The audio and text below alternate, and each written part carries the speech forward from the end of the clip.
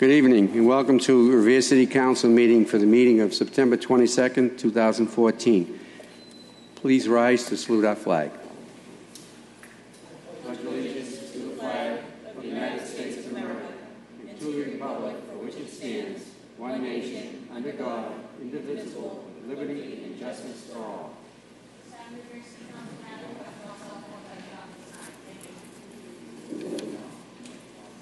Roll call of the members. Councilor Rigo. Here. Here. Councilor Janino. Here. Here. Councilor Haas. Here. Councilor Morabito. Here. Here. Councilor Novoselsky. Here. Here. Councilor Patch. Here. Councilor Penta is absent. Councilor Powers. Here. Here. Councilor Reardon. Here. Here. Councilor Zambuto is absent. And Council President Guanasso. Here. Here. A quorum is present. Approval of the journals of the meetings held on September 8th and September 15th, 2014. So moved. Madam Clerk, can we take out of order calendar item number 11? Suspend rules. All in favor, all opposed? So ordered. Calendar item number 11, motion presented by Councilor Rigo, that the mayor, in conjunction with the City Council, discuss the preparation of an economic development comprehensive plan regarding the future of the city of Revere. Specifically, the comprehensive plan should, at a minimum, include input from local officials, residents, business owners, and community groups. The goal of a comprehensive plan would be to identify shared values and a collective vision for the entire city of Revere. Further, any action steps recommended in the comprehensive plan shall be considered a blueprint for local officials and shall inform future decision-making. Councilor Rigo. Thank you, Mr. President. I understand the mayor and John Fester are here, so I would like to hear from them about the motion, but if they so would like to discuss it. Well, it's your motion, Councilor. You want to discuss it before they speak, or it's up to you? It's your motion. Okay.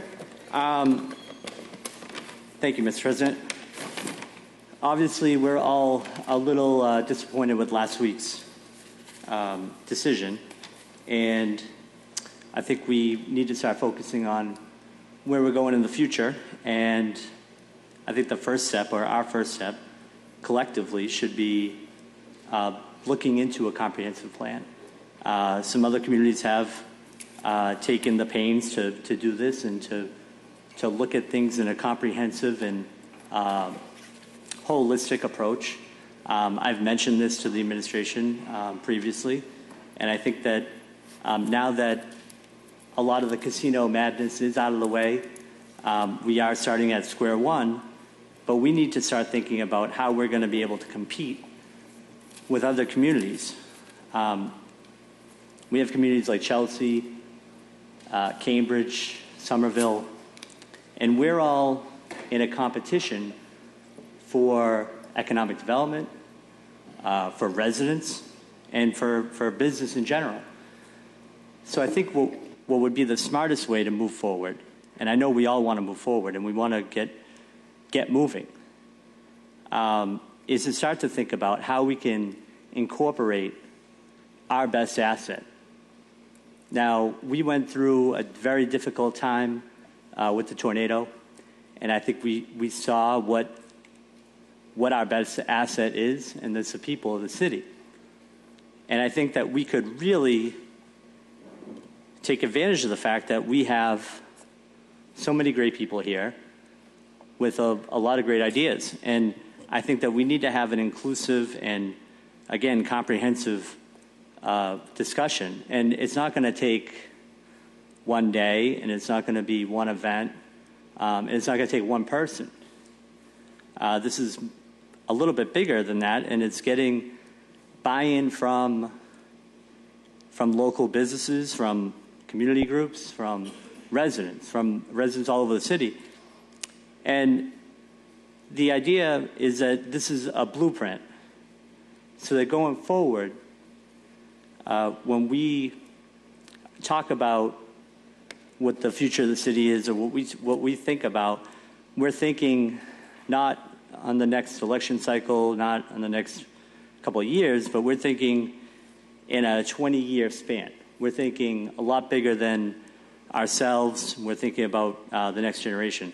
So I put this motion forward because I thought it would be a good idea. I was hoping that it would actually go to Economic Development Committee, and we could start to have a fruitful discussion about how to set that up. I know that the mayor has mentioned a chief marketing officer and potentially having a forum, another economic development summit in November, I believe.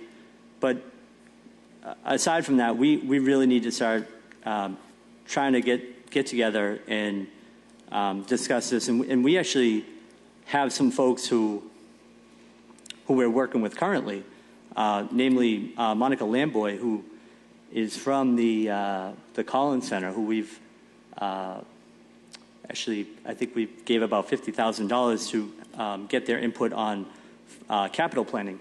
But she's done this in other communities, and I think we would be very well suited to ask for a little bit of help. I don't know if we need to hire a chief marketing officer yet. I think this kind of plan really takes a lot of time. It takes, you're talking about 2 or 3 years, and it has to be comprehensive, and it can come out with some really tangible and some good action steps that we could take going forward.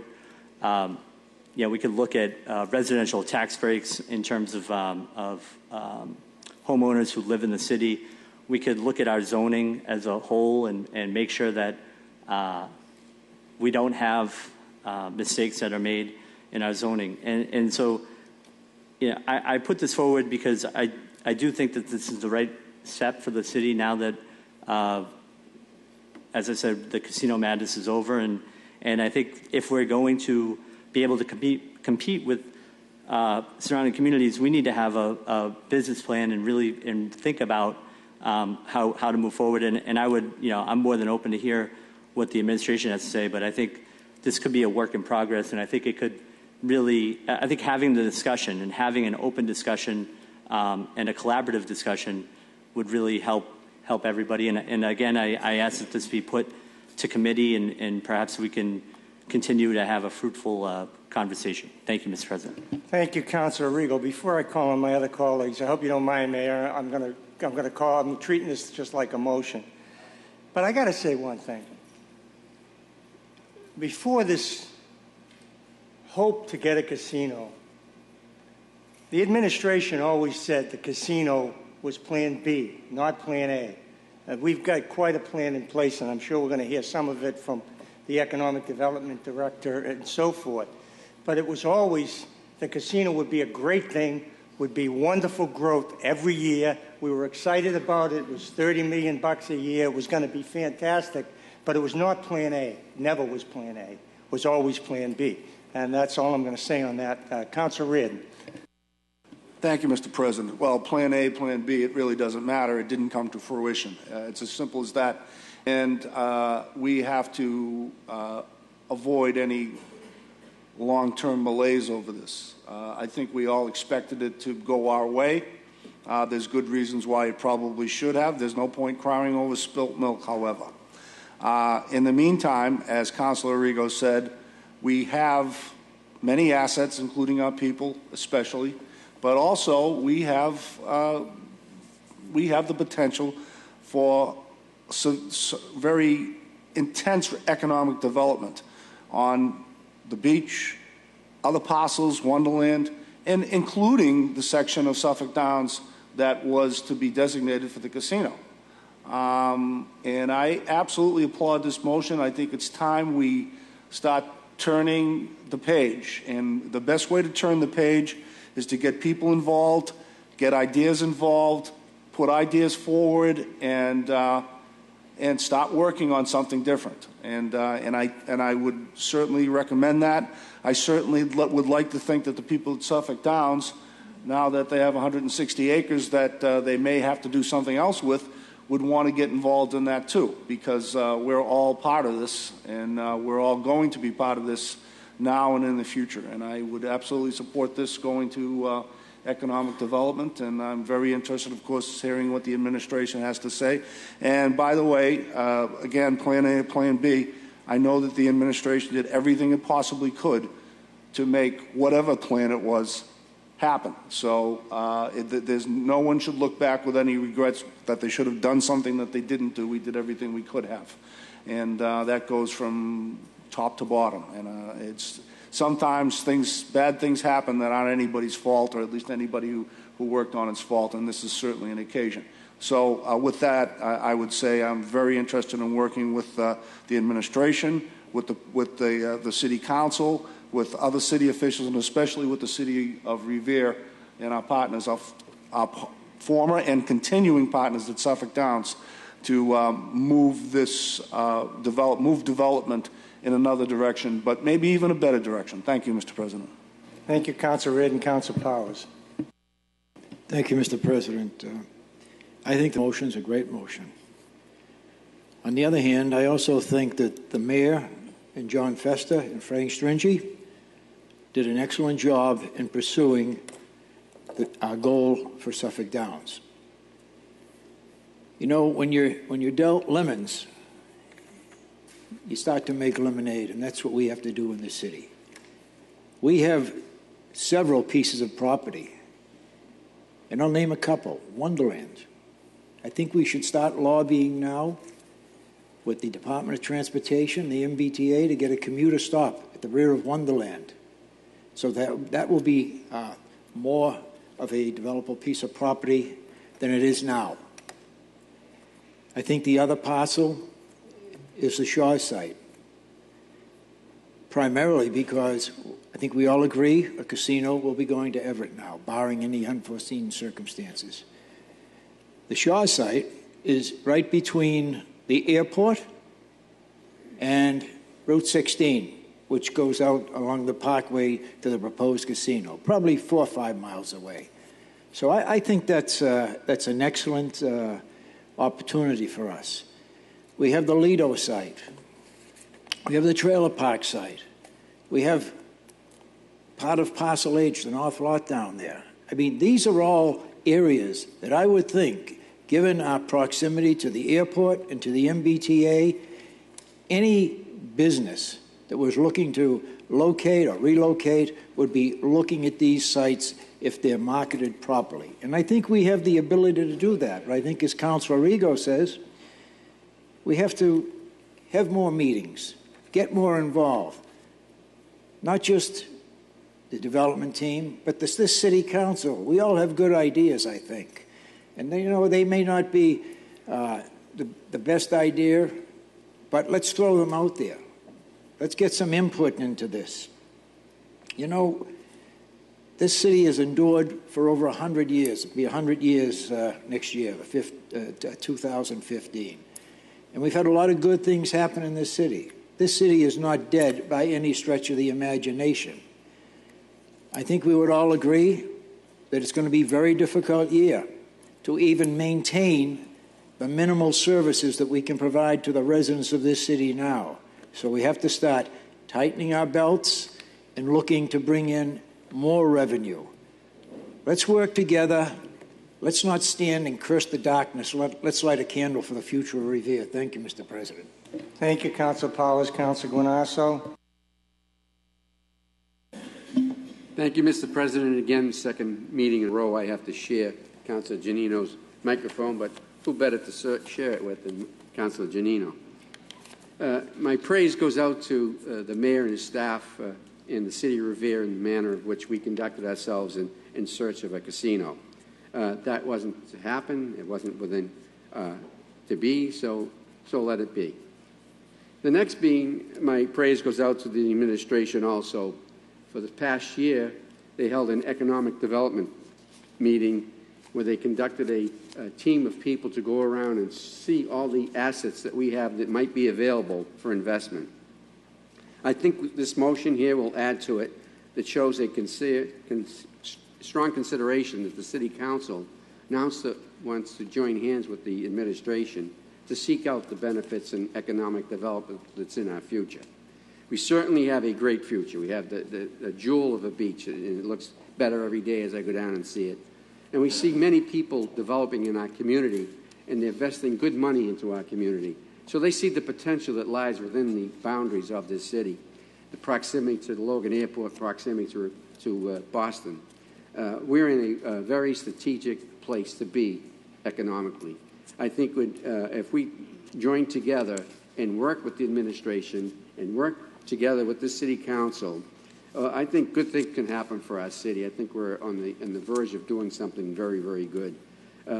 During the course and deliberations of all the sites that the casino brought forward that people might be developing hotels, but it brought to light these particular parcels that could be used for economic development. So now we all know, we all share a vision that these parcels are already in place, ready to be worked with. So we don't have to seek out and search for the parcels. It's there. It's already been given. So I think that everybody knows now. We have to certainly work maybe a little harder to get to the end of what we're trying to do. But I think this city's in great shape. And I think that you look around and you see all the beautification and the improvements that are occurring over these past several years. Just the improvement to the infrastructure is a plus for our community and to us sitting here as a city council and certainly to the administration. So that's a big thing. We heard years back about the flooding and the atrocities that were occurring in people's homes with the back sewage backing up. These incidents are becoming fewer and fewer. And you know what it is? It's all because of the efforts of the council and the administration to work with its citizens. So I think we have a lot to be proud of, a lot going for us. And I think we should just, if we get in a positive vein, there's no stopping the city of Revere. Thank you, Mr. President. Thank you, Councilor. Any other councilors? Councilor Patch. Thank you, Mr. President. First of all, I want to thank the mayor and John Fester and his staff for the hard work that they've done over the last couple of years. We didn't get the results that we were wishing for, but that wasn't due to lack of hard work by your department, John, and the mayor, and also by my fellow councilors. I think we all worked as hard as we could to get the casino at Suffolk. But I will just leave it at that. Things I really would like to say, I probably won't say. But as far as the economical growth of the city, the past at least 2 years, ever since, I don't know how, when John was appointed to the head of the department, but he's been before us a number of times, along with the mayor, on other issues beside Suffolk Downs. And as of today, the beach is being developed. You know, in my ward, we got Market Basket finally looks like it's going to happen. Harley Davidson is building a beautiful building in Linden Square. We're doing a commercial condo building on Washington Ave. Just that's my ward alone. And that's all been through the Economic Development Office. And one thing I do remember, when John Fester got up here and spoke before us, is that he always said his office is always open, and any ideas he would gladly bring to his attention. He would gladly bring us to bring it to his attention. So, and I often went up to speak to him. And I know from speaking with him that there are things in the works. And I think this motion here is a good motion, but I think it's in time. I'm sure after we listen to him speak, that Councilor Regal will understand that Suffolk Downs was not the only issue that they were working on. So I'll leave it there, Mr. President, and wait to hear what the mayor and Mr. Fester has to say. Thank you. Thank you, Council Patch. Just before I call up the mayor, let's review a little bit of what we have going on in the city, besides what would have, could have, should have been with a casino. We got a $500 million project on the Revere Beach, transit-oriented development, flourishing, moving forward. A lot of interest from all kinds. I'm sure that the mayor and John Fester and Frank Stringy will tell us about all the interest that that's generated. The Harley-Davidson, this magnificent building they're building there, is going to really explode that area. Market Basket. Now, we say Market Basket like it's just a supermarket, but all the interest that's generated for that mall, I know the mayor's spoken with the people that own the Northgate Mall, and there is so much interest now because they know Market Basket is opening, you know, from the likes of Starbucks and Panera and all the good things that we're looking for. There's an awful lot of interest in this city. And let's not forget that we have 2.5 miles of pristine Atlantic Ocean. We have a magnificent beach. Revere has been on the move, will continue to be on the move, and I am completely confident that we're going to do just fine. So with that, no one else wants to speak? Councilor Haas.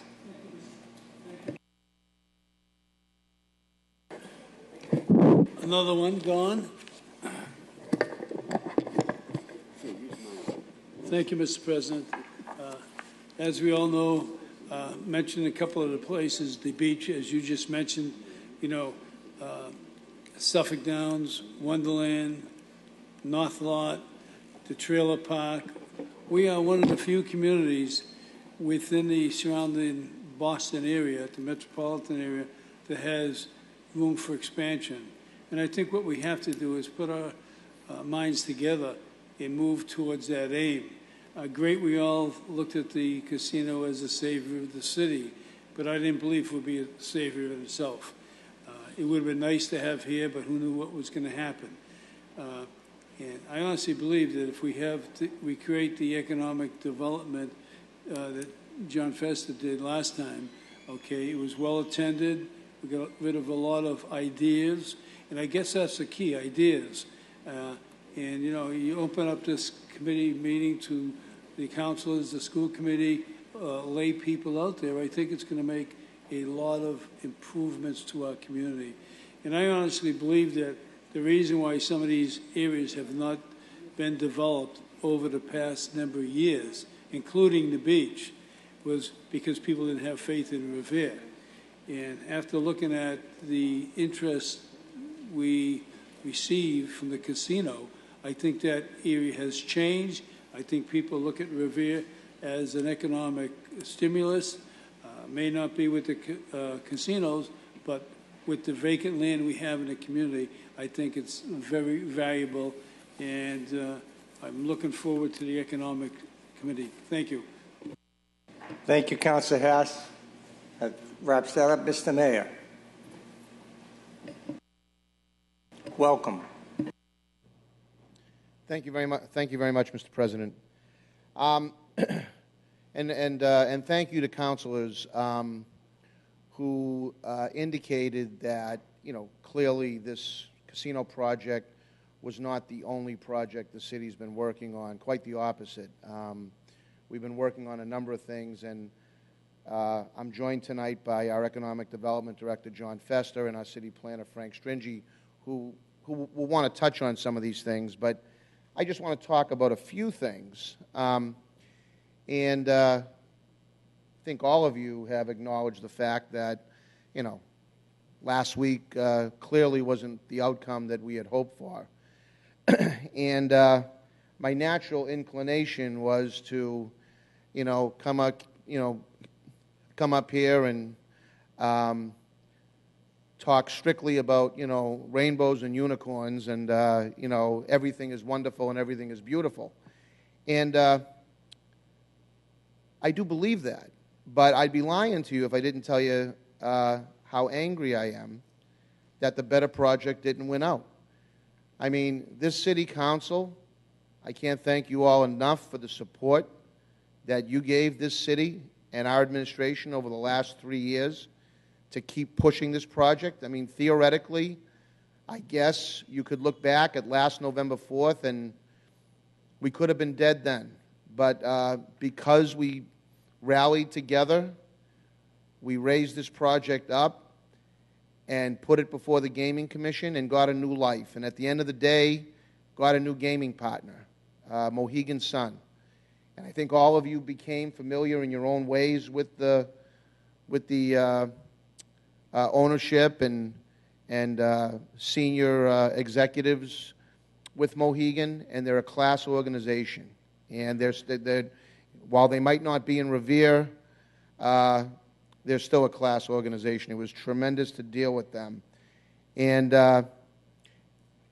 you know, we had the better site, more accessible, better mitigation packages. Our voters went out not once but twice and voted for this. We had voters on February 25th of this past year standing outside in line at 7 p.m. waiting to vote for this project.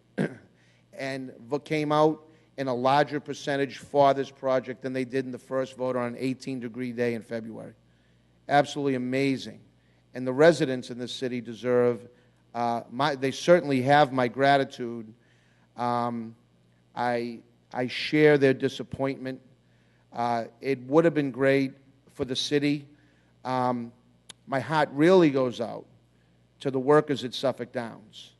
We're going to be losing. I received a notification that the track will be closing November 20th, and that is the end of a 78-year legacy.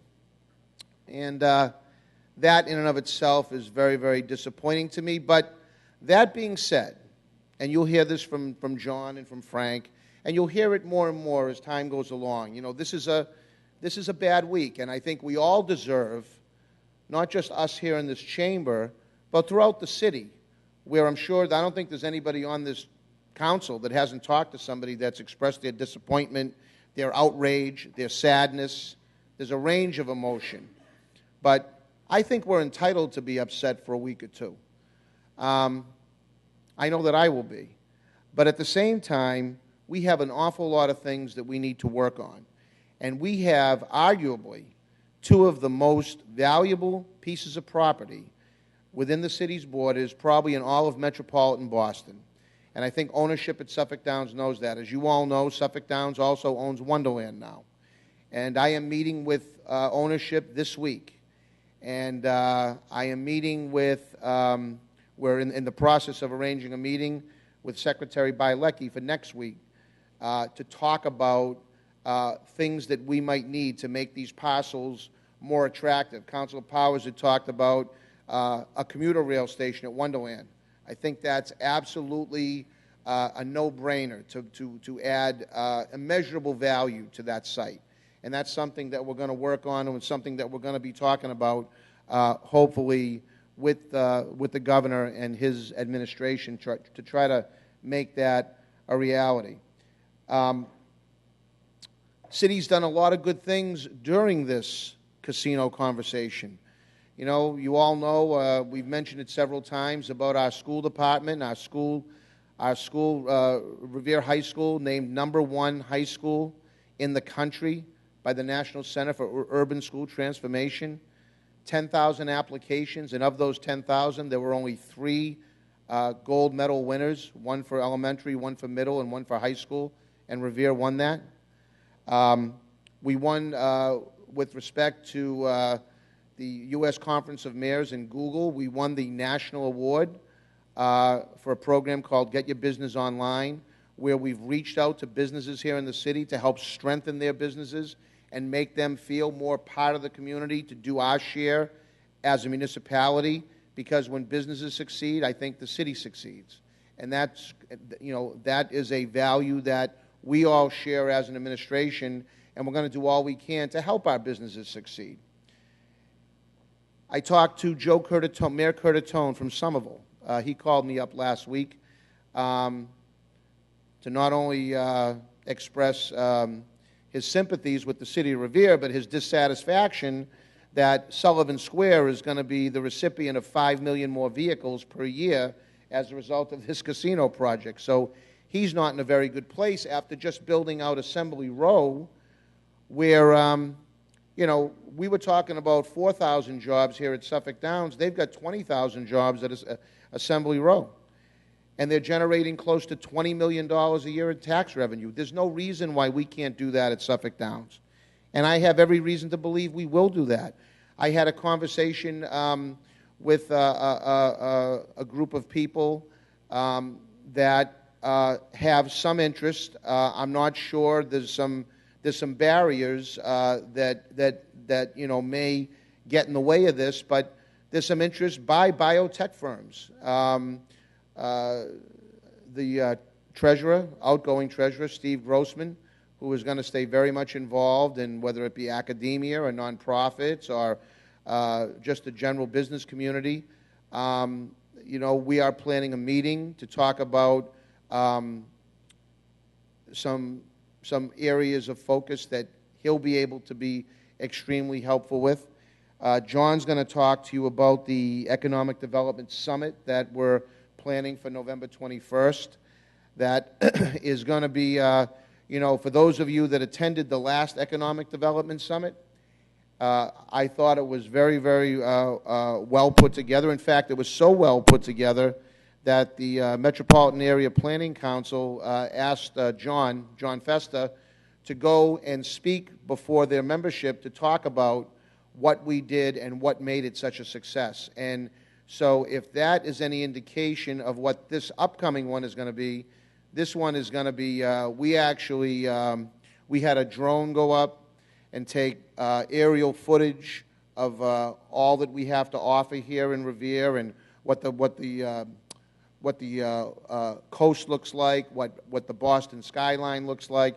It'll really give potential developers an opportunity to see what we have here in Revere. And I think I'll close with just a couple quick thoughts that I think we all have to keep in mind. You know, as much as we didn't win this license, we certainly collectively have put Revere on the map. I mean, we have been highlighting land in this city for the last 3 years. And that should not go unnoticed. I think we all need to be cognizant of that. We all need to be proud of the work that we did in presenting our city to the rest of the Commonwealth, the rest of New England, as a prime place to do business. And this is a prime place to do business. There's no doubt in my mind that we're going to be talking about good things, and I welcome the input of the City Council. This is not an exclusive organization, or this is not an exclusive administration. We are, you know, I know John, I mean, we're here all the time, and I know there are councilors that I see more than others, but certainly every council is welcome to share their opinion, share their thoughts, and, you know, we don't have a monopoly on ideas here in City Hall. I mean, we are more than willing to you know, pick and choose and take from whatever ideas, whether it be from city councilors, from school committee members, from members of the general public, from people from outside the city. So I guess I'll just close with saying thank you for your tireless support of this project. Again, wasn't the outcome that we had hoped for. I think it was Councilor Patch who caught himself. He said, I don't want to say things I might regret, so I don't want to go down that road either. But you know, I was talking to Jay Ash today, who, as a result of this vote, lost $25 million. Town of Winthrop lost $2 million a year over the next 15 years. Town of Winthrop lost $30 million as a result of this decision. Lynn, they lost $500,000 a year. I'm sorry, $350,000 a year. Saugus, who already went to arbitration, was ruled not a surrounding community to Everett, had a deal with Mohegan Sun for $500,000 a year. That's, you know, a lot of money to them. So this vote had some serious consequences, not only to the poor workers at Suffolk Downs, many of which don't have a skill set that they're going to be able to coincide with another field of work. So we're desperately trying to help them, and I'll keep you all posted as to what we're doing in terms of trying to help them as they start to wind down racing. But there were other implications that this vote triggered, and it was really a very sad day to sit through that. And if I ever thought that the sole basis for a decision was going to be on who had more money in the bank, or what somebody said on an application but didn't have to validate, this process could have maybe been a lot easier, less painful. So, but that being said, I'm going to relinquish my my remarks, or relinquish my time here, and hopefully you can hear from my Economic Development Director and City Planner. Thank you. Thank you, Mr. Mayor, and thank you for all your hard work for the last 3 years. And you're absolutely right. We did showcase this city in a wonderful way. Mr. Fester, or Mr. Economic Development Czar. Mr. President, members of the council, I along would just like to express a couple of things with some of the issues that the mayor stated as well, because I want to really update you on a number of things that we've been working on.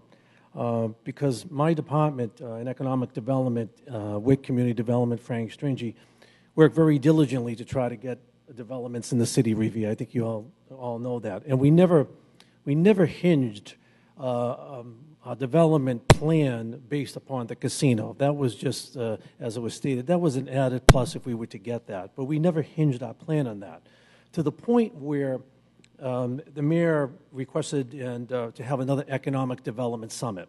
And what we're going to be doing on this economic development, we're really going to be calling this an economic development strategy, a progress report on November 21st. We're going to go back 2.5 years, where we were in the past, where we are today, and where we're going in the future. Because we've been working on a comprehensive plan since the inception of being here. The mayor and the economic development team never really relied on the casino, as I stated. It'd be foolish in terms of economic development, because we wanted to, obviously, as you all are very much well aware, we want to capitalize on our assets, the proximity to Logan Airport, Revere Beach, the Blue Line, you know that. But let me just give you a few examples, because we're not just, as I said, we weren't just working on the casino. If you look at Revere Beach, the Vanguard project of 190 units of investment of roughly 40, 50 million, that's already under construction. The Waterfront Square, Upton Partners is going to be in the ground by the spring for another $40 million investment. That's currently going to happen. The Harley-Davidson facility, as it was mentioned in Market Basket, is a major priority to a lot of people. And plus, we have neighborhood developers going to continue development on Broadway in the spring. So that's just a number of things that we were working on, besides some of the pending issues of development that we're currently working on.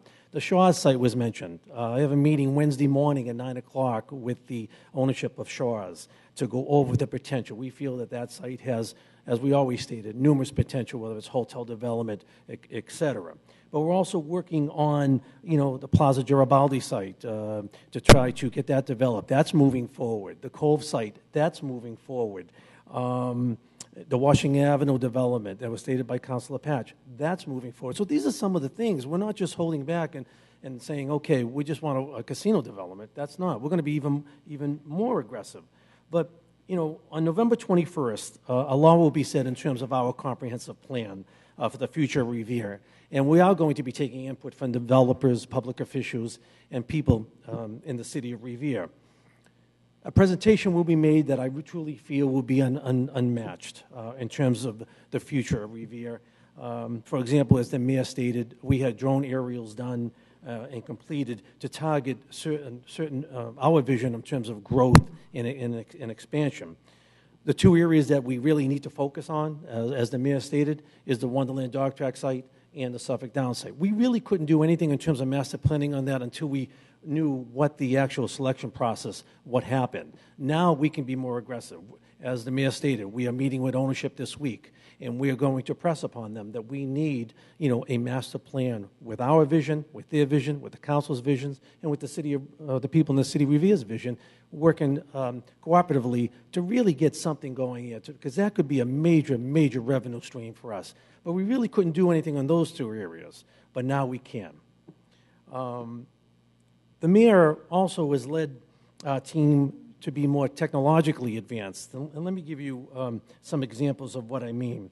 The first and second week in October, we're going to have an economic development website that'll be online to really streamline business development resources. Number two, you're going to see a business kiosk at City Hall in partnership with Google to really streamline development. So people will be able to really get accessibility very quickly. And I know that the mayor is leading the charge and really leading in the Commonwealth, which we're very proud on trying to get a grant with other surrounding communities for an application, for an app that you can download on your phone to be able to get information pertaining to Revere properties. And we're leading the charge on that as well. So, we're very proud on that initiative. We're very proud on what we're doing. And we're going to continue to be aggressive. That's one of the things the mayor stated from the day one since we started, to be aggressive, to go out. Things take time. Market changes. There's certain things that you got to adjust with, and we are adjusting to that. But I want to show all of you that there is a plan in place. We're not just doing anyone that knows us, we don't do things on a whim. We're very organized, we're very thorough, and we have a key to success. Now the question is, as I stated, things change. We can adjust on that. But I want to assure all of you that, we never took the casino issue as at the forefront. Yes, it was extremely important. We were very disappointed because we had the better site. We deserve to get that application. But the fact of the matter is, we're going to continue to be aggressive. We have a plan in place. I think when you come to the Economic Development Summit that we're going to have, it's going to be very clear and concise and have a vision. And we're going to continue to work with the council and anyone else that wants to get involved. My door is always open. Any suggestions, any thoughts, I'd be more than willing to sit down with you at any point in time, because that's what it is. We want the future of Revere to be bright. I'm excited. I'm not disappointed, because we have a lot of potential, and we're going to make that potential become a reality. Thank you. Thank you, Mr. Festa. Mr. Stringy. Thank you, Mr. President. I'm just going to speak briefly. We know our community is always evolving. Our zoning ordinance has evolved over the years many times. I can go back to Mayor Colella in 1983. We did a comprehensive zoning and land use plan. 1994, we did it with Mayor Haas, comprehensive land use zoning plan. 2003, we did it with Mayor Ambrosino. And that zoning ordinance dictates our land uses in our city. And that has evolved over the years to create and accommodate the land uses that we desire. We created a technology enterprise district along our airport corridor. We created districts that preclude housing and that just target hospitality industries, office, and retail. We created the Wonderland Transit-Oriented Development Overlay District that targets development, mixed-use development on Revere Beach. We're talking, as the mayor said, with Suffolk Downs right now to embark on a master planning effort for Wonderland and Suffolk Downs. We're partnering with the town of Saugus to create a master plan on land in North Revere right now that is adjacent to the Whaloo site, and 26 acres of that is in North Revere. We undertake a joint planning task force for the ultimate planning of that property in a comprehensive manner, similar to what we did with Malden for Rose Quarry. So bottom line is our zoning ordinances has evolved and to dictate and drive the type of development we want to see in the city. I'm not saying that everything is perfect right now. We have to continue to look at our zoning because things change, the community's evolving, and every 10 years it's a good idea to look back and sit down and have a collaborative effort to undertake a comprehensive economic development and planning vision for the city. So I just want to say right now we're in good shape in terms of what our zoning is and the type of land uses that we desire in the city. It accommodates those type of land uses and eliminates the undesirable land uses that have occurred in the city in the past. So that's my speech. I don't want to go into a whole history of our zoning and land use plan, but we have done a lot of work in the past and will continue to do work with the City Council as we always do. Thank you. Thank you, Mr. Stringy. Some of us have been here for a lot of those changes. Councilor Morabito. Thank you, Mr. President. I just have a question that basically might put a little salt on the wound. But is there any way we can open up a window period and reach out to Everett pertaining making some kind of mitigation agreement, or any way Revere can get some kind of financial gain? Under the host community agreement, we waived our rights to a surrounding community agreement. We didn't do that to be spiteful. We did that as leverage. If you look at the project, what the City of Everett is proposing in terms of hard costs, their hard costs were $1 billion. Our hard costs were $500 million. Half of what they are proposing. So we did a lot of back and forth in the negotiation process, and we felt as though, at the time, hindsight's always 20/20, but to negotiate a better host community agreement than a project that had twice the amount of hard costs involved, which we would view as taxable property. We felt, and that's just one thing. We negotiated for jobs. We negotiated for business investment in terms of goods and services. That's all stuff that the Commission put on as conditions, not what Everett negotiated. They put it on as conditions, taking it from our host community agreement. So that we felt was a minor concession. And when you start to look at some of these surrounding community agreements, I'm not even 100% convinced that they would have even accepted us as a surrounding community, given what they have done to other communities. Chelsea, as an example, I think I told you, $2 million Mohegan Sun had offered. Chelsea's winding up with $300,000 a year. That's if and when they're up and running. So we can talk about what we might get 5 years from now if they're open in 5 years. I'm still suspect over that. But I think rather than lament or second guess over what maybe we would have got 5 years from now, I think our time is better spent talking about what we can do with the valuable pieces of property that we have now. I think every councilor brought up at least one location that's prime and ripe for development. So, you minimize, at least in my mind, this is how I'm looking at it, because clearly, if I knew this was going to be the outcome, maybe we can't negotiate as lucrative a host community agreement, and we go and we don't waive our rights to a surrounding community agreement, and, maybe we get that $300,000 like Chelsea. Maybe. I will say this. There is a 6.25% of all gaming revenues that's going to sit in a fund that will be under the control of the Gaming Commission that cities and towns can apply for if we find there are impacts.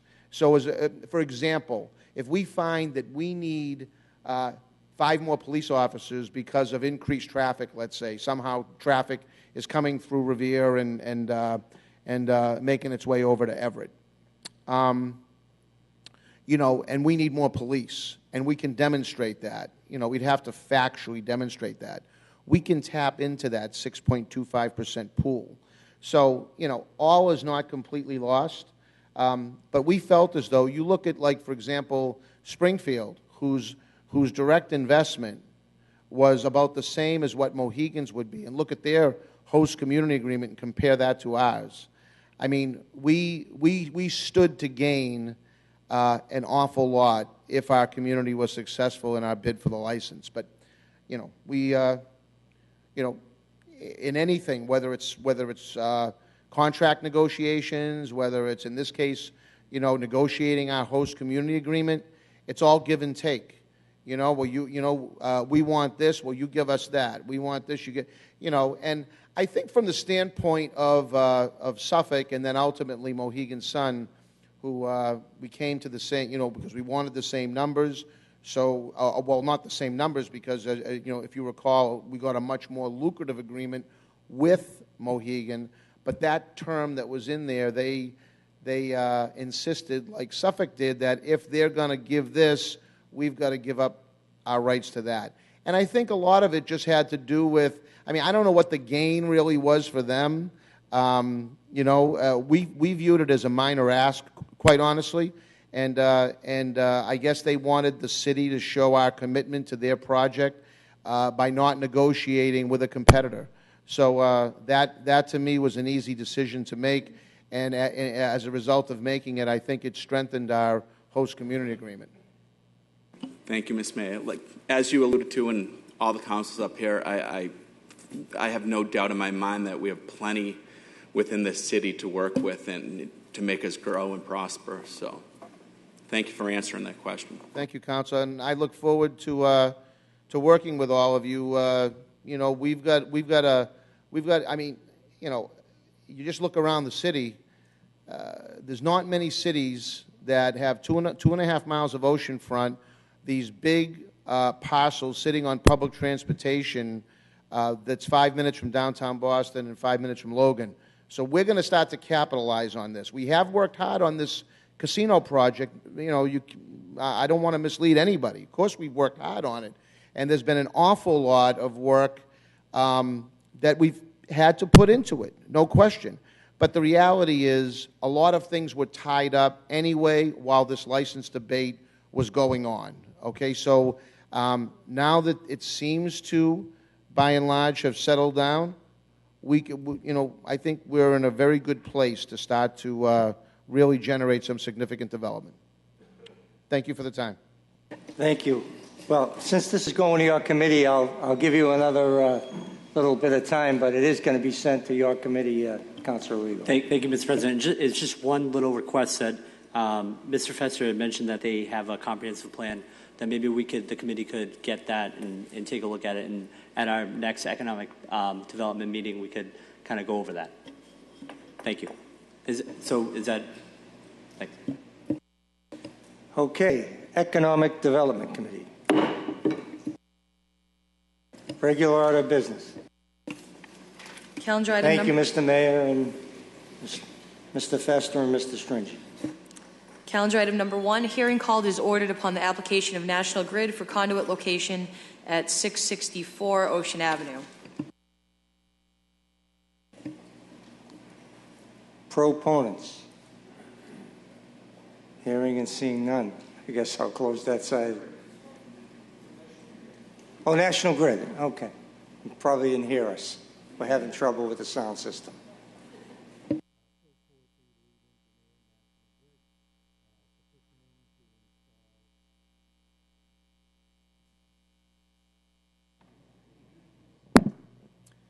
Petitioning the city to install conduit on Ocean Avenue to service the Vanguard apartment complex at 664 Ocean Avenue.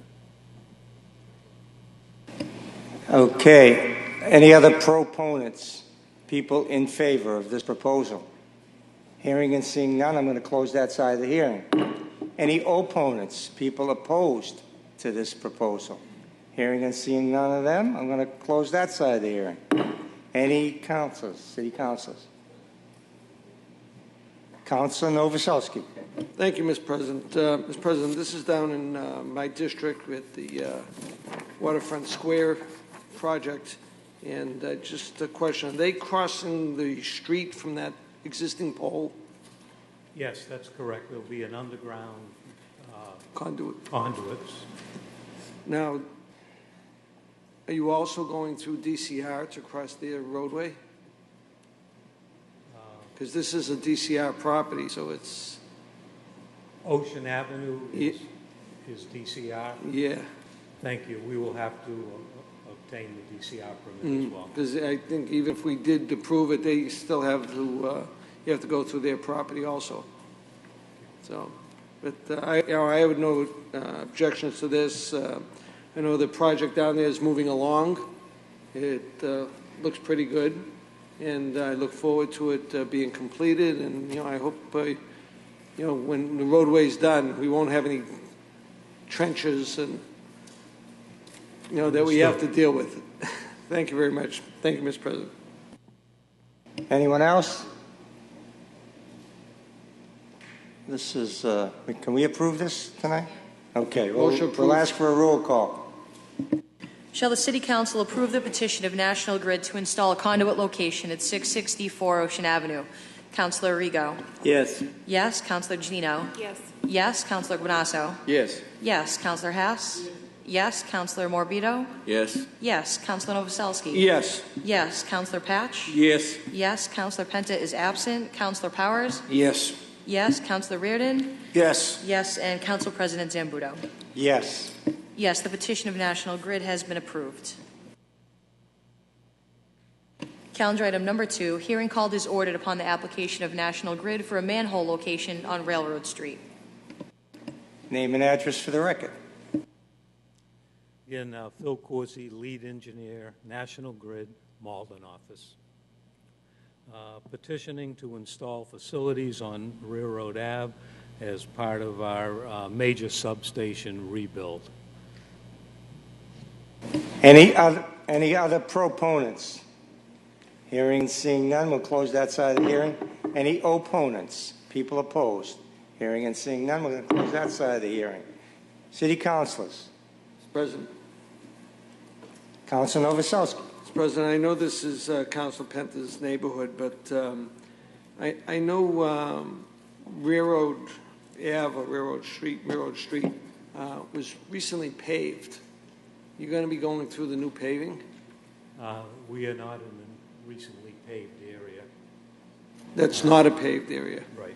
The end of our access driveway hasn't been recently paved. It should not be in the board. So you're going to be repaving Wharf Street?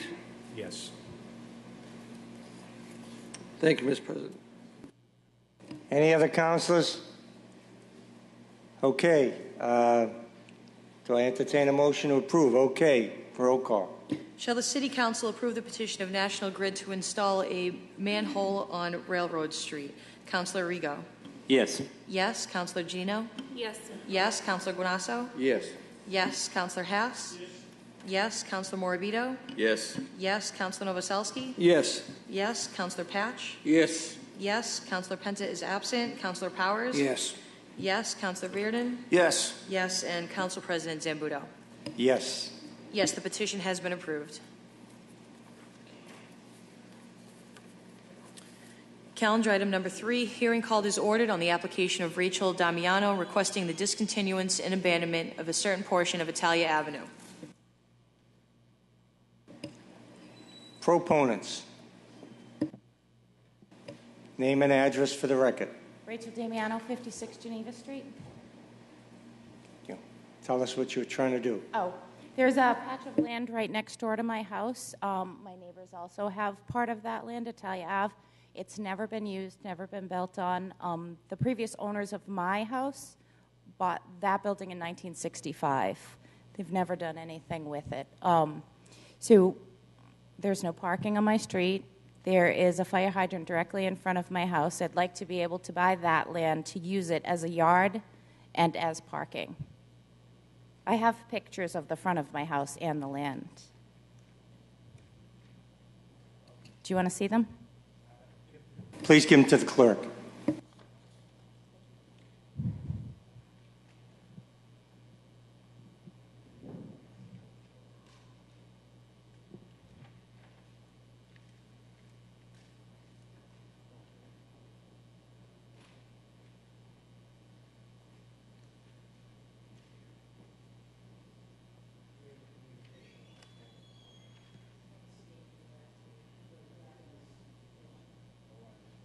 I don't want to build on the land.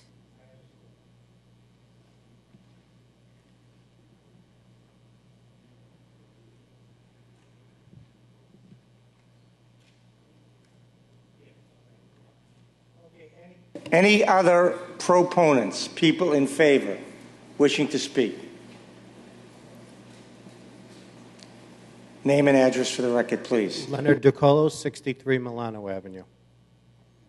My wife and I have been own the home for 27 years and have maintained this property. And I'd like to just point out that we did bring this before the council several years ago with Attorney Simeone, and the council voted to abandon this land. I don't know what happened. It was never done. I don't know what happened. And that's all. I'd just like to say we've been there for 27 years and maintained the property. Thank you. Thank you. Any other proponents? People in favor? John Camerata, 70 Milano Ave. I am not one of the 4 people that will potentially share in this property. I do live across the street. I'm just here to say that the owners of the property in question have been maintaining that property for the last 27 years in excellent shape. Okay. Thank you, sir. Any other proponents? Hearing and seeing none, we'll close that side of the hearing. Any opponents? People opposed? Hearing and seeing none, we'll close that side of the hearing. Mr. President? We do have a communication from... Thank you, Mr. President. I was going to bring that to your attention. From the city engineer. And the clerk will read that into the record, I believe. Dear Honorable City Council members, please accept my sincerest apologies for not being able to stand before you and address you in person. Instead, I write to urge you to move against the request to discontinue and or abandon a portion of Italia Avenue located between 56 Geneva Street and 60 Geneva Street. The city's infrastructure is of critical importance, water, sewer, drains, etc., and land to support such infrastructure is dwindling. Portions of Italia Ave, although undeveloped at grade, do in fact house sections of city infrastructure below grade. A key system of interest is the drainage system in this area, which is inadequate and in some cases non-existent. The portion of Italia Avenue in question is valuable to the city as the drainage system in that area and throughout the city will undergo upgrades and rehabilitations in the near future that will likely require its usage. Additionally, improvements to the water and sewer systems in the area may require the use of this land as well. Because of its value as city right-of-way able to support infrastructure improvements of all kinds, it is my professional recommendation that the City Council deny the request for discontinuance and abandonment. It is my hope that you see the importance of this and agree. Thank you very much for your time. Sincerest regards, Nicholas Rystrom, City Engineer. Okay, Councilor Patch. Thank you, Mr. President. I just want to say that I am for this agreement between her and the city. I've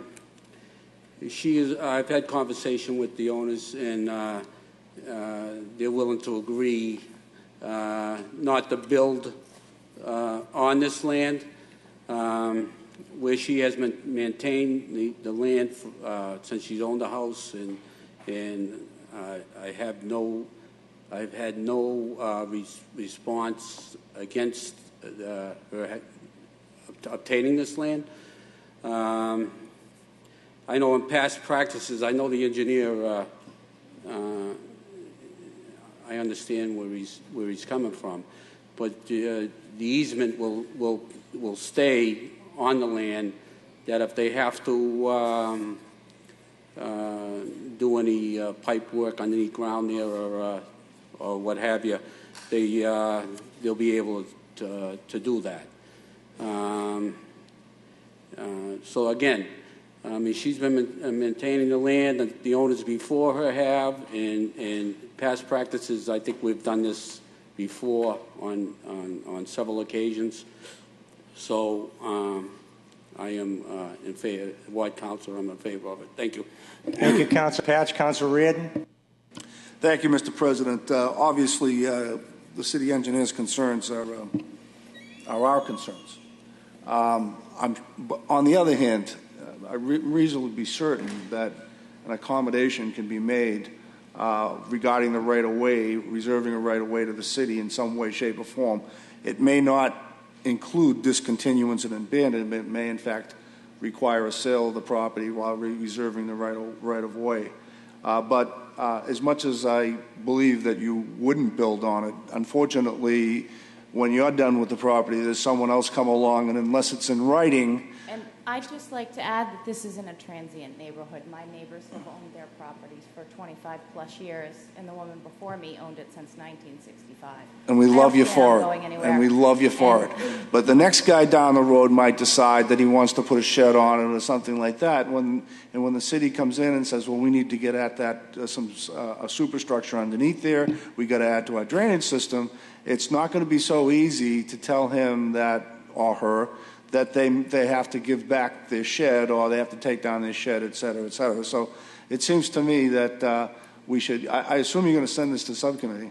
I intend to send this to zoning, yes. We ought so we can work out whatever situation to accommodate in some way to make this work for everybody, for the city and for these people. And I'd ask the clerk to have the city solicitor chime in on this as well for the purpose of the subcommittee, if not in person, by letter, because I'm sure there's an accommodation we can make to this. It makes sense. You've been maintaining the land for all that length of time. The city hasn't tried to use it for that length of time, but again, the engineers, I take the engineer at his word, and he's right. We have dwindling opportunities to address drainage issues, which in fact you might be the benefactor of more than anybody else if those issues do arise. So I think just put a little break on this thing and we'll figure it out. Thank you. Thank you, Councilor Ridden. Councilor Powers. Thank you, Mr. President. I think Councilor Ridden said it all. As long as the city can have an easement through that property for any future rehab of drainage work down there, additional drainage work, whatever the case may be, because that is an area that has had flooding down there, as many of the areas in Ward 5. So I will support this. I'll support my colleague, Councilor Pash, who is the ward councilor down there, and I look favorably to this coming out of zoning with a favorable recommendation. Thank you, Mr. President. Thank you, Councilor Powers. Councilor Novoselsky. Thank you, Mr. President. Mr. President, way back when, I was the chairman of the Land Sales Committee. And we did have several locations around the city that we did do this. And this is not a requested easement. This is a required easement. And, excuse me, and this is something that the city solicitor will have to go through the 4 parcels that are involved, because there's a quad there, because there's 4 properties that split this. And it would be a requirement that this easement, now once this easement is done and you get the property, you cannot do anything on it other than just have a yard, and any time that we have to go on it for anything, we go on it. We don't need your permission. I understand. Okay. Now, just an example, because I want to give you something that happened in my ward over the years where there was an easement, and we're doing new water pipes. A new owner came on the property, like Councilor Reardon was talking about, put a shed there. The guy had no clue there was an easement. He put the shed there, now he has to lose a $1,000 shed. But this is something that the next guy down the road. So it happens, and we have to protect ourselves. I have no problem doing it. My committee has approved this in the past. We did one on Fenno Street going up the hill at one point. So we have to be careful. And when it does come up, I expect to vote for it as long as the city is covered and is protected on it. So thank you, Mr. President. Okay, zoning. Thank you. Thank you.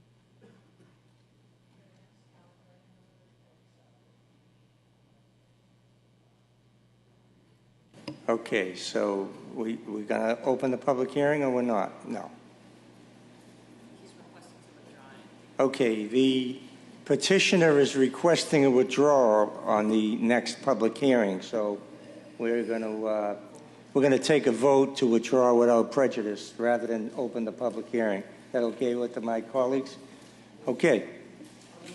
On the motion, Madam Clerk. Shall the City Council allow for, to withdraw without prejudice the zoning application by Attorney Corey Rhodes? Councilor Rigo?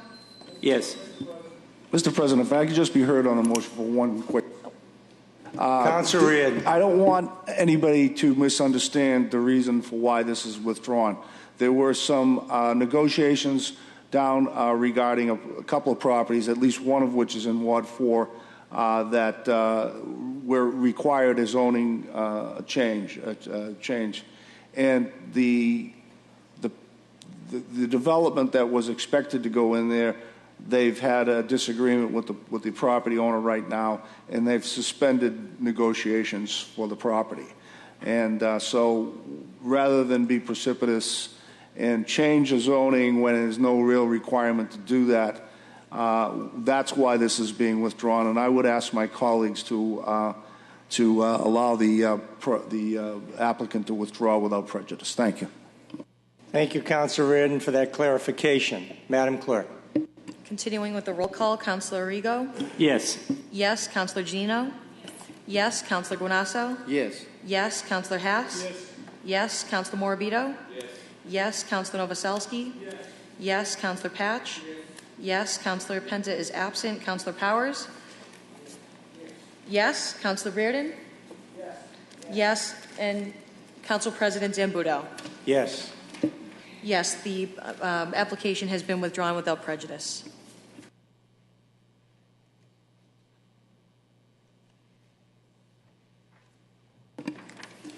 Calendar item number 5, hearing called is ordered upon the special permit application of New Singular Wireless PCS LLC by its manager, AT&T Mobility Corporation, 550 I can't pronounce that. Constituent Road, Suites 13 and 14, Framingham, Mass., requesting a special permit from the Revere City Council to modify an existing telecommunications facility by replacing 6 of its existing 9 antenna and adding 3 new antenna for a total of 12 antennas and associated equipment at 134 Railroad Street. Name and address for the record, please. Edward Parry, P-A-R-E Jr., Brown Rudnick, LLP, One Financial Center, Boston, Massachusetts. Here representing New Singular Wireless, PCS LLC, which operates as AT&T. AT&T has been located on the roof of 134 Railroad Street since the 1990s. At one point, AT&T applied for and received permission of this city council to attach 12 antennas. For some technological reason, we reduced that antenna count to 6, and we've subsequently moved it back up to 9. We're here this evening to request permission to upgrade the facility. Of the 9 antennas that are currently there, we're going to replace 6 antennas and add 3 additional antennas, along with some ancillary equipment behind those antennas. I handed out this evening some photo simulations which show the existing conditions and the proposed conditions. AT&T has those 9 antennas. They'll basically be adding a net antenna count of 3 to produce 12. With that, I'd be happy to answer any questions to the city councilors. Got to go through the hearing. Any other proponents, people in favor? Hearing and seeing none, we'll close that side of the hearing. Any opponents, people opposed? Hearing and seeing none, we'll close that side of the hearing. Any councilors? Hearing and seeing none, we'll send this to zoning. Thank you, Mr. President, council members. Thank you. Calendar item number 6, hearing called is ordered upon the special permit application of North Shore Road Trust, 755 to 777 North Shore Road, Revere, Mass., seeking permission from the Revere City Council to construct a shelter 39 feet by 30 feet for the purpose of storing a helicopter associated with the heliport at 777 North Shore Road.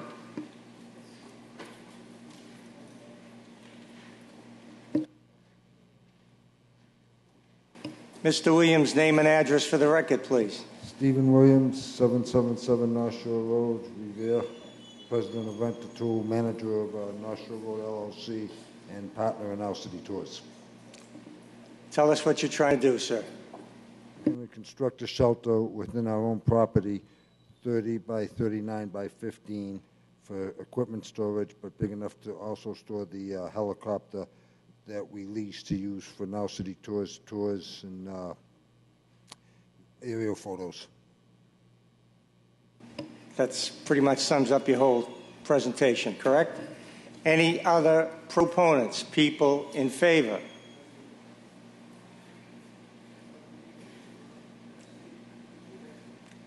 Name and address for the record, please. Lisa Cutting, 705 North Shore Road, Revere, Mass. 02151. I am for it. I've been his neighbor for 10 years. I have the kennel, and I feel that if anything, it's only going to make it look cleaner, and it will be safer for the helicopter. Thank you. Thank you very much. Any other proponents? Hearing and seeing. Oh. Mr. Bell, name and address for the record. Welcome. Thank you. William Bell, 420 Revere Beach Boulevard, Ward 5. I'm in favor of it because the shed will sit on 7 acres of land, almost in the middle. There are no nearby residential abutters for 3 acres and 3 acres. And I think it just makes common sense. Maybe if there's a shelter there, the helicopter wouldn't have to go back and forth to wherever they store it in the winter. Thank you, Mr. President. Thank you, Mr. Bell. Any other proponents? Hearing and seeing none, we're going to close that side of the hearing. Any opponents? People opposed? Hearing and seeing none, we'll close that side of the hearing. Councilors. Councilor Powers. Thank you, Mr. President. As you all know, this was an issue that was before us last year regarding the helicopters. At that time, I was opposed to the helicopters. I supported the neighborhood down there, which I will continue to do this evening. Mr. Williams is a good businessman. There's no question about that. He's run a business down there for years. If he were to come before us this evening saying that he wanted to put a project there that I felt was beneficial to the city and not intrusive to the neighborhood, and that day may happen someday, and I hope it does, then I would support that 100%. But I think it's incumbent upon me to be consistent with my voting here and my position. I have always supported the neighborhood in the city that I represent, and I will continue to do so this evening. Thank you, Mr. President. Thank you, Councilor Powers. Councilor Reardon. Thank you, Mr. President. I don't generally comment at a public hearing on things that are probably going to come before the subcommittee, but I think one point is kind of important to me because this is the public hearing portion of our proceedings. Do I understand correctly that this shed is intended to house the helicopter in question? Is that correct? Yes. And would I be wrong in suggesting that by housing the helicopter on the property as opposed to where is it in Beverly now, I believe from our last discussion, that it will actually require fewer trips with the helicopter coming and going from your site to its present storage facility? That's correct. So it will actually be less, it'll be technically less obtrusive as far as the flight of the helicopter is concerned. Yes. That's all I have. Thank you. Thank you, Councilor Reardon. Any other councilors? Oh, Councilor Novoselsky. Sorry, I didn't see you.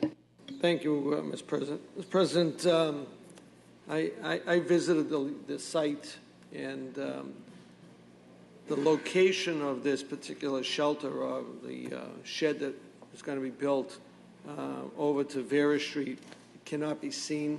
The building blocks it. The only view is from the people on North Shore Road. And we've already approved the helicopter landing there on a regular basis. And as Councilor Reardon said, it would be less activity to the neighbors that to bother them if we would allow this to be built. And it's out of the way. It's in the middle of nowhere. If everybody knows North Shore Road area, behind the kennel area, and I think North Shore Shuttle is near there also. So when this comes up, I'd have no objection to making this happen. So thank you very much. Council Guanasso. Again, the shared mic. This, in my opinion, realms on something like we do at other proposals. That they ask for a garage, we give a garage permit, then a couple of months later, they have to come in and ask for a gasoline permit to storage. So this is the same thing, only in reverse. We already allowed for the helicopter to be there. Now you just want to house it, put a roof over it. To me, it seems like something that should be done without even given an opportunity to say it's not a good idea. It is a good idea, and I think more power to you to cover that helicopter. And it should be sited at that location because that's where the license is. Thank you, Mr. President. I'll see you at zoning. Thank you, Council Guanasso. Council Patch. Thank you, Mr. President. I don't usually like to disagree with my fellow ward councilor, but it is a public hearing, and I didn't see anybody opposed in the neighborhood to this being done. As we know, Mr. Williams has been a businessman in the city for a long time and has done an outstanding job down there. And we already okayed the helicopter. I agree with my other colleagues that this will save it from more flights over the neighborhood, and it'd be the same thing as if he wanted to build a shed for his rental equipment. I don't see any problem with it. Thank you, Mr. President.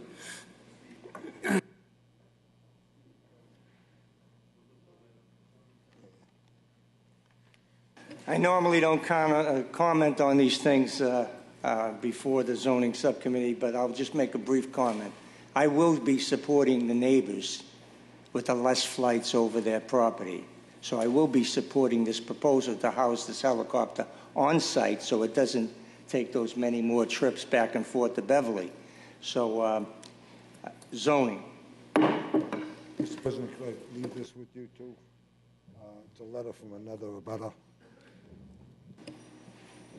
Thank you. Calendar item number 7, report of the zoning subcommittee.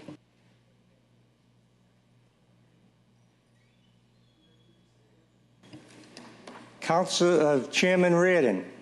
Thank you, Mr. President. This evening at 5 o'clock, the zoning subcommittee met to consider two separate items on the agenda, the first being item C-14-08, which is a petition by Robert and from Robert Corcoran, Barberin, LLC of 9 Whitney Road, Boxford, Massachusetts, for a request to construct 6 townhouses within the RB district at 75 Lamson Street, Revere, Massachusetts. This was the subject of a public hearing, I believe, on August 25th.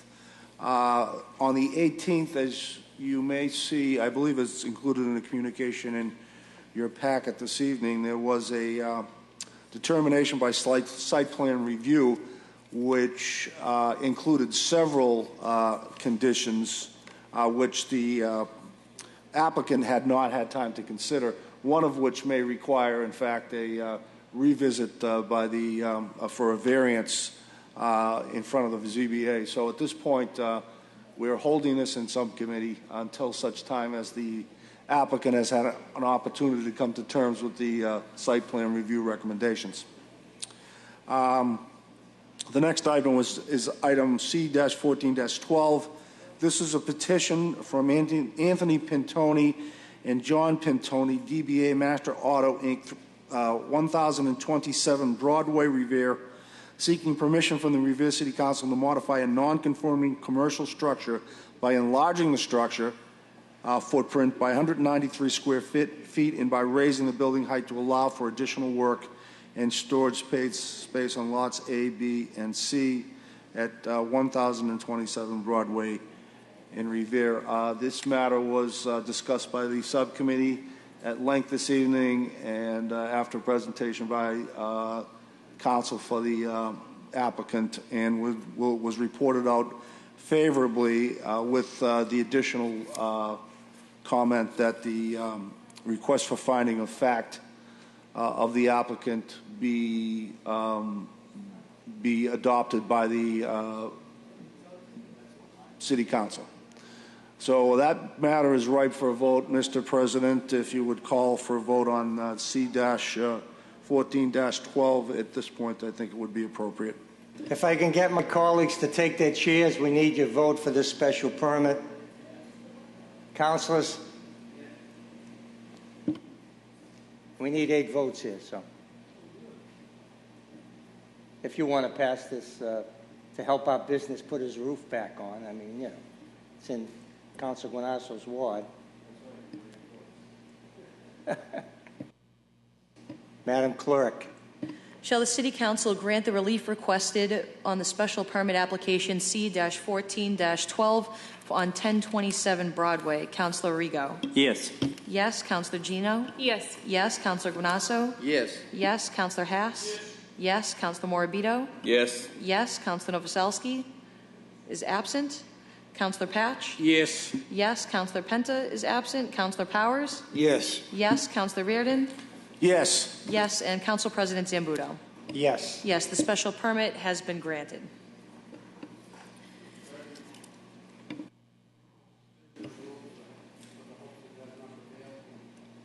So on suspension, all in favor, all opposed? Reconsideration fails.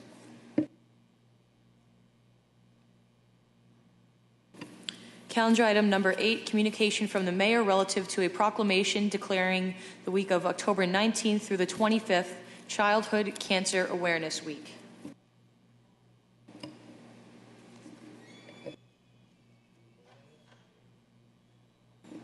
On the proclamation,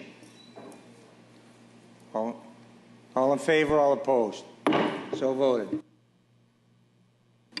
Calendar item number 9, communication from Site Plan Review relative to findings and conditions for the proposed special permit for 75 Lansam Street.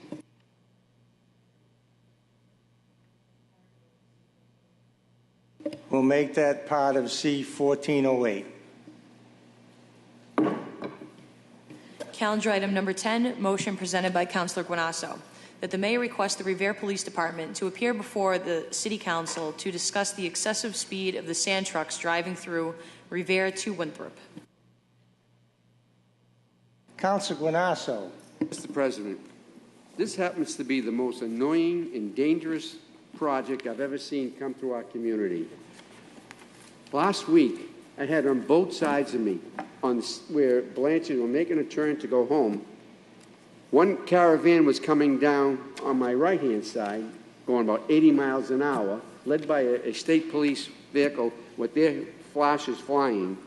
And then on the other side, going in a northern direction, was another caravan led by a Winthrop police car, and they were flying. Just not so long ago, maybe 2 weeks ago, we had a turnover at one of our intersections. This is a hazardous and very dangerous process subjecting our residents to immediate danger. The excessive speed is beyond my imagination how anybody, even though it's led by a police car, a state police car, that they allow these flashes at these people to exceed the speed limit is beyond me. I didn't know anybody had any right to exceed the speed limit. Certainly, it's not a police chase. This is certainly a business activity occurring right through our community. And this happens several times a day. This is very dangerous. I want to meet with our Revere police chief. I want to meet with the state police and the Winthrop police to tell them, and the Saugus police for that matter, we have to get some sort of decor here. We have to have some public safety our residents in mind of this public safety. We're all in danger when these vehicles go through our community. And you know, what benefit is to Revere? All they're using is our highways is a danger point. There's no benefit driven by Revere residents. We want to see the Winthrop Beach fully sanded, but not at the sake of the public safety of our lives. Slow it down, but make it reasonable. Let them go through with flashes, but obey the speed limit in the area they are. And when they go by, they went by so fast at that intersection of Revere Street and American Legion Highway, my car shook. I'm talking about, this is alarming. This is very dangerous. God forbid, kid coming, not seeing this, coming down, walks out in the street or on a bicycle and gets blown over by these trucks flying by. So I asked that the city clerk ask the mayor to convene a meeting in these chambers before our public safety subcommittee to review this in detail. We have to have immediate action on this. It's a public safety factor. Thank you, Mr. President. Thank you, Councilor Guanasso. I agree with you 100%. Never should a detail create a safety hazard. These police officers are there supposedly to make this a safe passageway through our city. Instead, they're making it a nightmare. Councilor Giannino. Just a quick point of information. I agree with Councilor's motion wholeheartedly, and I drive by this almost every day when I get my coffee on the way to work.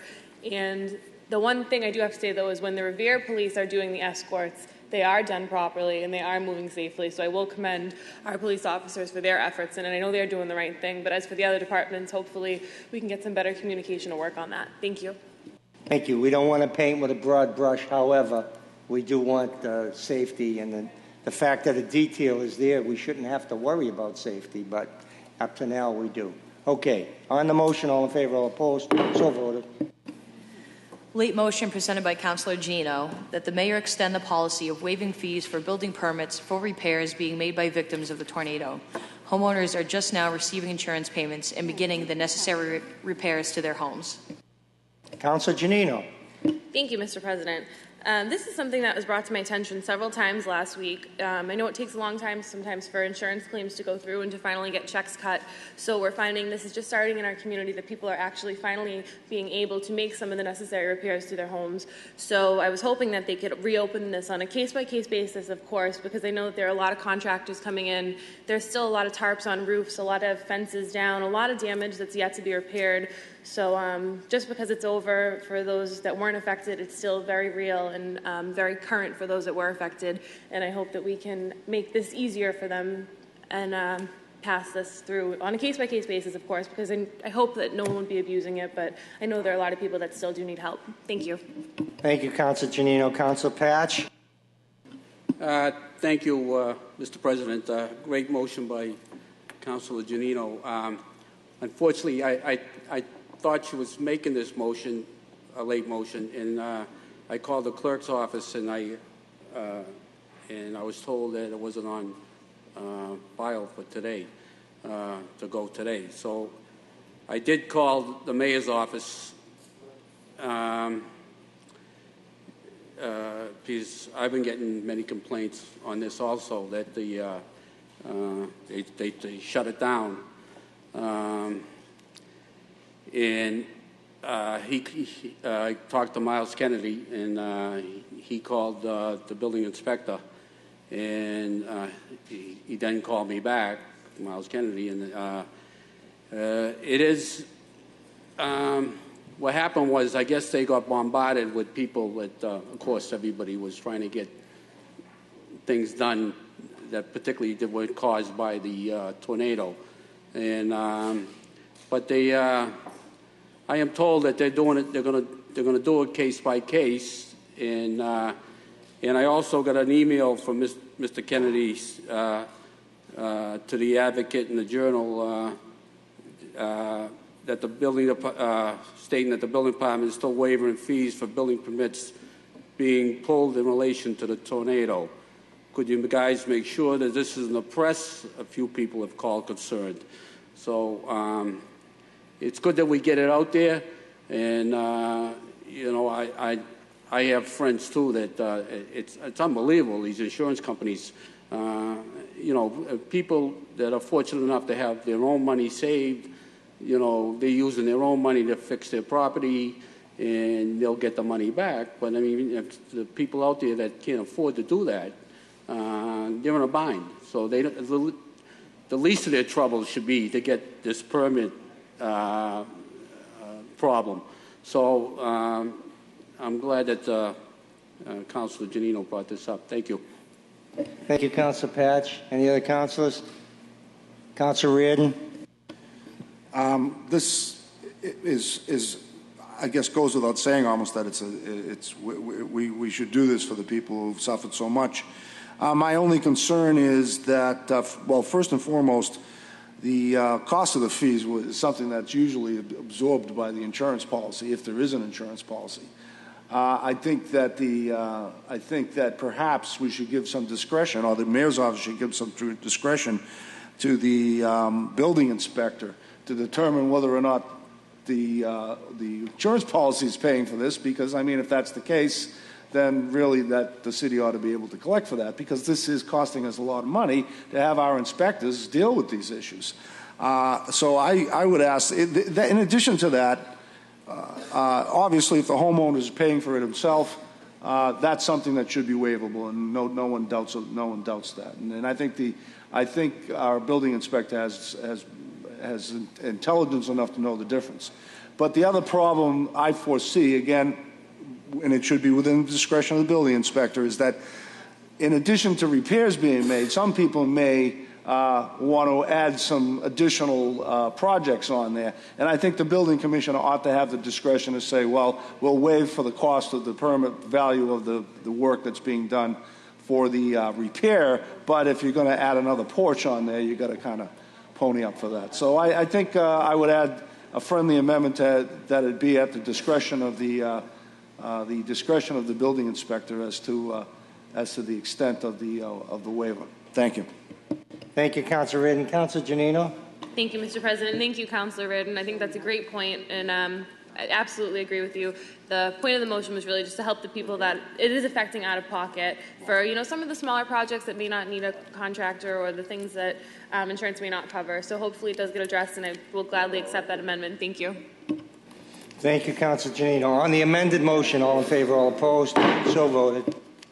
Late motion presented by Councilor Powers that the mayor requests National Grid to repair any and all streetlight outages on the entire length of Ambrose Street and on Pomona Street from Revere Street to Ambrose Street. Councilor Powers. Thank you, Mr. President. I received a couple of calls today, which prompted me to submit this motion. It's my understanding that as a result of the tornado, that there are still lights on Ambrose Street that are not on. There are lights on the section of Pomona Street that runs from Revere Street over to Ambrose Street, and those lights are not on. We have a playground down there, a small park, and there should be some lights down there at night also, so you would deter, kids from hanging around down there after what are considered normal hours. So I would hope that the mayor tomorrow would have someone in his office contact National Grid and get these lights back on as quickly as possible for the residents down there. Thank you, Mr. President. Thank you, Councilor Powers. On the motion, all in favor, all opposed, so voted. And we have a late communication from Attorney James Cipolletta relative to the special permit application C-14-08.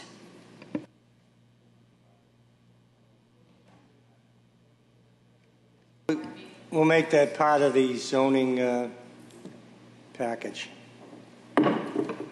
There's no further business. So before you do, Mr. President, point of first privilege. Councilor Novoselsky. Mr. President, before we adjourn tonight, I just want to take this opportunity to wish all my Jewish friends in the city of Revere and whoever else is listening a happy New Year. New Year is Thursday and Friday and starting Wednesday night, and it goes all week. But the major part of the holiday is Thursday, Friday, and a week from Saturday. It was Yom Kippur. So I wish everybody a happy and healthy holiday. Thank you. Thank you, Councilor Novoselsky. Councilor Powers. Thank you, Mr. President. I'd also like to take this opportunity on behalf of the City Council and the people we represent, to wish Ward 1 Councilor Richard Pinter a speedy recovery from his recent eye surgery, and we hope to see him back here very, very soon, performing the duties as he always does in an excellent manner. Thank you, Mr. President. Thank you. I know we share that. We all feel the same way, and we're all praying for our friend, Councilor Penta. There'll be no further business. We're adjourned into October 6th, 2014.